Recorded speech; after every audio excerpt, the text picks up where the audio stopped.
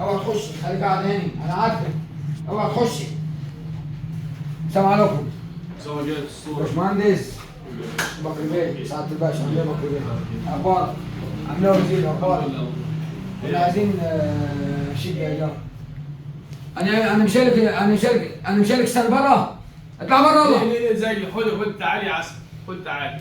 انا مشارك، اطلع بره. بس يا خالد، تعالي. اسمك ايه يا عسل؟ عامل ايه؟ الحمد لله. اخبارك ايه؟ الحمد لله. ايه انت محتاجة حاجة ولا ايه؟ محتاجين شقة إيجار. وجعنا في الكرسي. بصوا يا جماعة، ملحوظة، هي بنوتة العسل دي تمام، اسمها دهب، جاية بتسأل على شقة إيجار. في ناس كتير خالص مكلميني على شقق إيجار، وللأسف من كثافة السكان في المنشأة موضوع شقق الإيجار بيجي شاح جدا. تمام؟ نتمنى إن لو أي حد عنده حاجة إيجار يتواصل معايا. في ناس كتير جدا محتاجة شقق إيجار من داخل المنشأة، ودي حتى ملحوظة صغيرة كده من بنوتة العسل اللي هي جاية دي. تمام؟ حابين نوضح الموضوع ده للسادة المشاهدين، ان غصب عنينا وفي ناس كتير زعلانه مني انا بسبب اني مش عارف اجمع لهم حاجه ايجار.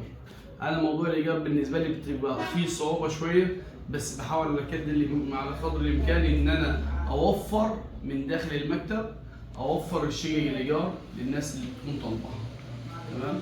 ونتمنى الايام اللي جايه الدنيا تفتح، والابراج والبيوت والعماير اللي هي شغاله بتتبني على كده يكون في حاجه فيهم ايجارات، ونقدر من خلالها نستفاد ونفيد الناس معانا. بس حاجة اطلع بره. بس خلاص يا انا مش منبه عليك، انا مش منبه. لا خلاص يا استاذ، تعالي عشان خاطرك انت يا باشمهندس. تعالي خش اقعد. تعالي. عشان خاطر الباشمهندس بكر. ما شاء الله دهب زي العسل. اوعى اخش اي مكان تخشي، لازم تخبطي الاول. لا سيبها يلا. ان شاء الله. احنا من مكتب العجمي جروب، الاداره الباشمهندس بكر عجمي، للتسويق العقارات بمركز المنشاه محفظ صالح. كنتم مع نجمة مصر. النجمه اعملي كده. النجمه دهب. دهب، قولي دهب. دهب. بس ماشي يا عسل. يلا بقى.